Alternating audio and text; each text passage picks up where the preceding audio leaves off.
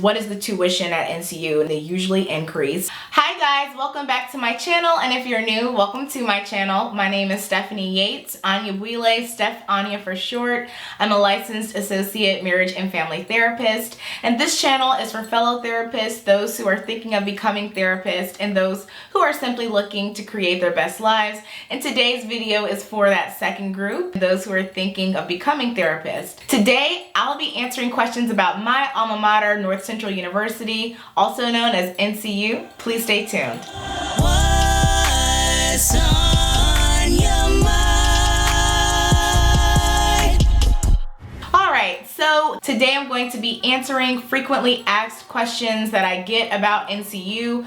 I asked on my Instagram what questions you guys have. I asked in my Facebook group for Steph Anya. Also, I recently launched a business for consulting with emerging marriage and family therapists or potential questioning marriage and family therapists. And these are some of the questions that I'm getting asked in that space. And I also get a lot of questions in the comments about NCU as well. So I've compiled the top questions that I've gotten from all of those different areas, and I'll be answering them here in this video. There'll probably be part 2, maybe even part 3 to this video because I'm always getting questions about NCU, but I'll just go with the ones that I've been getting asked the most often. So the most popular question I get asked is, how did I like NCU? And I actually did a video where I talk about the pros and cons of being in an online mental health program, which really is like a Northcentral University review. But long story short, I loved it. I liked it a lot. It definitely fit with my lifestyle, and I was very pleased with my experience there. A question I get all the time is, how are the professors?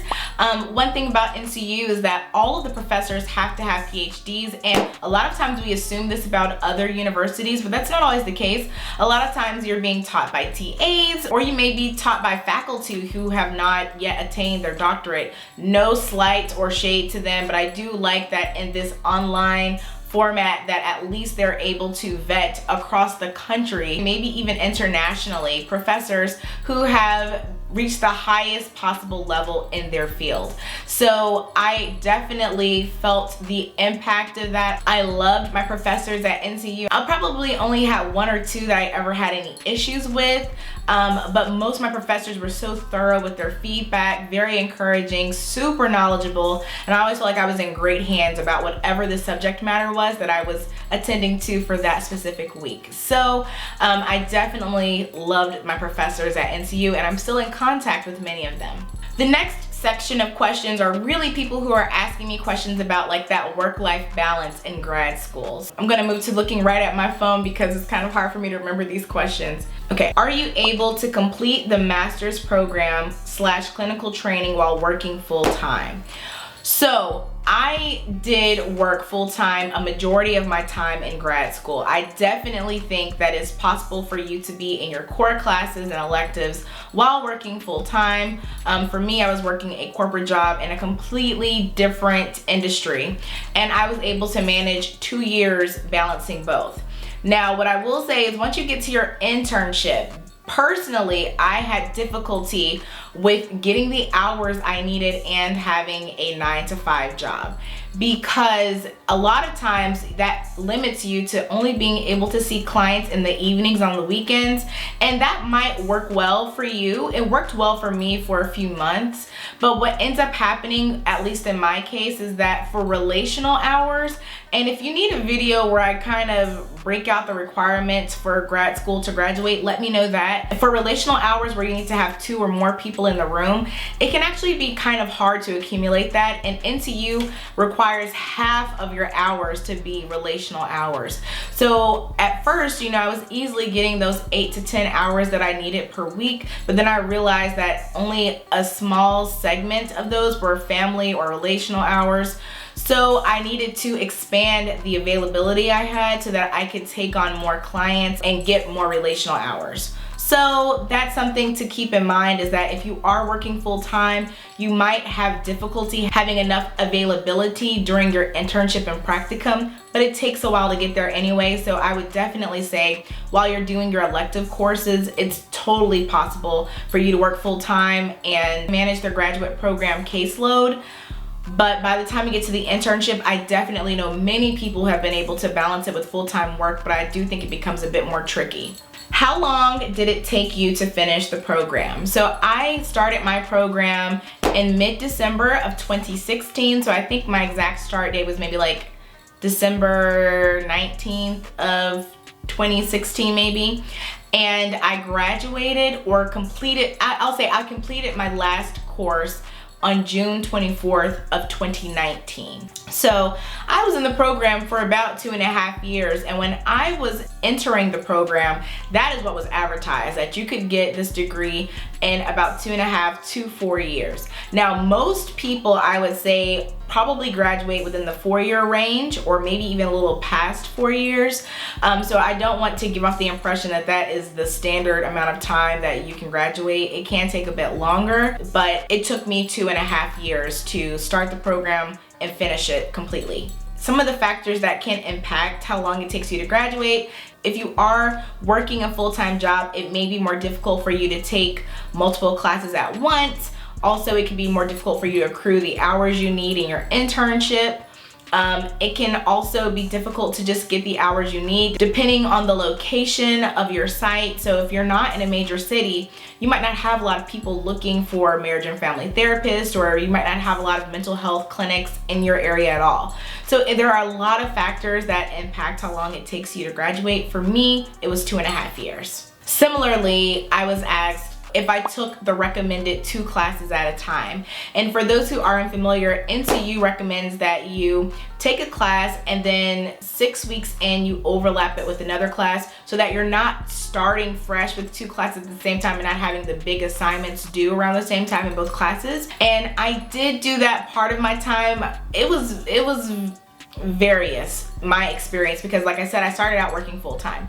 So originally I wanted to do the 2 classes, and I felt a little bit overwhelmed trying to get acclimated into graduate school. So at first I was doing 1 class at a time, and then I know at one point I did a couple of classes, and then once I started my internship or practicum, I definitely was always taking a class while I was in practicum, which is a course. So during that time, I was definitely overlapping classes, and towards the end, when I was just ready to graduate, I even got permission from a dean to take 3 classes at once. So it was 2 regular classes and then 1 internship course. And there's not a ton of work in your internship classes other than actually having to see clients, which takes up time. So coursework wise, I was definitely able to manage that. So to answer your question, sometimes I took 2 classes at once, sometimes I didn't, sometimes I even took 3. So that's what I love about NCU, is that you really can pace it according to whatever your availability is looking like at that time. I also get this question: what was my specialization? At NCU, if you're going there, NCU offers multiple specializations. I know they have a military specialization, I think they have a couple and sex therapy specialization, they have a medical family, and they have quite a few. You can go to their website to see the full list. For me, I was very interested in the couple and sex therapy specialization, and really those specializations boil down to your electives. If you choose it, then you will have to take a couple of specific electives that will give you extra knowledge in that subject, and on your degree it'll list your specialization. So that could be really helpful if you're trying to work in a specific agency or private practice that specializes in an area, to say, hey, my degree is specifically in this field. And I really wanted to have a specialization. It just seemed more official to me. But there were some electives I wanted to take that were not included in the couples and sex therapy specialization. And there's actually couples and sex therapy courses that were already required for my foundational or fundamental courses. So I weighed the pros and cons, and I was like, I really want to study some of this other stuff, and I am getting an understanding of the basics of sex therapy. I would need to really get certified as a sex therapist to work in that capacity anyway. So I ultimately ended up just doing general family therapy for my specialization, and it's basically just the general, almost non-specialization, where you can pick whatever electives you want. So for me, I actually didn't have a specialization. Another question that I get a lot during my one-on-one consultations is what should I expect in my NCU interview? And I am usually just telling people, calm down, don't worry. Normally what I've heard from people in those interviews and what I experienced for myself, they're really just a way for them to see if you have a heart for this work. They try to explain to you, that you'll have to find your own internship site. They want you to come knowing what is expected in the program. And you can ask your questions. So really my biggest advice for you during that interview is come with your own questions. Don't try to prepare to sell yourself, because really they just want to know if you have a heart for the work. You don't have to have experience in marriage and family therapy to be accepted into the program. They have a really good way of just knowing that you want to do this work. And most of the time, people that I know that are applying, they get in because usually for you to even know what marriage and family therapy is, you've done some research and have a good idea that this is what you want to do. And if you have further questions on if it's something you want to do, you can ask in your interview, or you could even ask me. Like I said, I do one-on-one consultations, but don't stress too much about those NCU interviews. It's really just a get to know somebody in the program as they get to know you. It's not a, if you don't pass this interview, you won't get in kind of thing, unless they're seeing some major red flags, like, that they don't feel can be addressed through the program. But so much of the graduate program with marriage and family therapy is about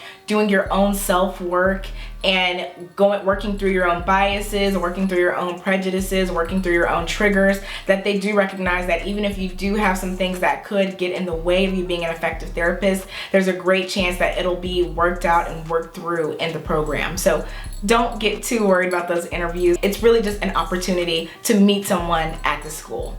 Another question that I get is, what is the tuition at NCU? Now, like at most higher ed institutions, tuition rates can increase and decrease depending on what's happening. They usually increase.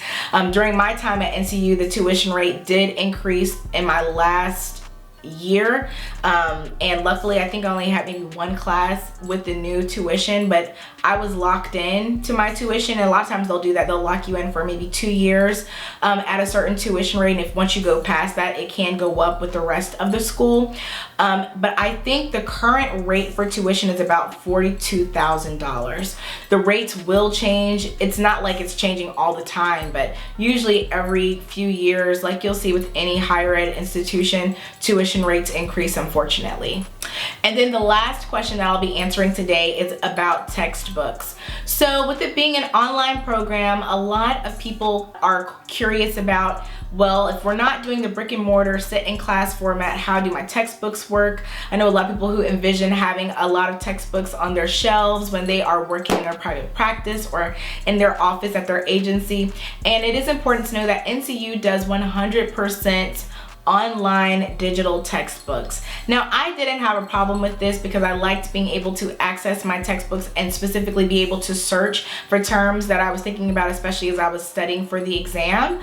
But for a lot of people, this is a major con. Now, you do have the option to buy your textbooks if you want the hard copy, and I think you can get a discount the first week or two of your class. You can get a discount on buying the hard copy version, but those digital online textbooks are already included in your tuition, and you cannot, from what I'm told, you can't negotiate and have them charge you less for tuition and you pay for your books out of pocket for hard copies. So you're already paying for the digital version. If you want to pay extra and get the hard copy as well, that's totally up to your discretion. For me, I was okay with the digital books. I do wish I had access to them now, but it's okay. A lot of the books will give you a certain amount that you can print and a certain amount that you can copy. And so for the really important stuff, I just went ahead and made copies or printed it. So make sure that, especially when you're ending a course, if you didn't take advantage of the percentage you can copy, just think about the things that really resonated with you that you think would be helpful for future use, and go ahead and print that out or save it. So that's all the questions I have time for today. I hope you found this video to be helpful, especially if you're considering going to NCU or maybe you just got started there and have some questions. If you have other questions about NCU, I'd be happy to do a follow-up to this video. Please type those questions in the comments below or feel free to send them to me. As I mentioned before, I have launched a business where I support emerging therapists, especially marriage and family therapists. And if you have questions that you want to have answered, whether it be about graduate school, life after grad school, the licensure exam, I'm even doing tutorials about models and theories and concepts, let me know that. You can book that. I have my website linked on my page, and I also have it in the description box below. I'd love to meet you. Again, my name is Stephanie Yates Anyabuile, Steph Anya for short. I truly appreciate you for watching this video, and thank you for watching until the end. That really helps me. Thank you.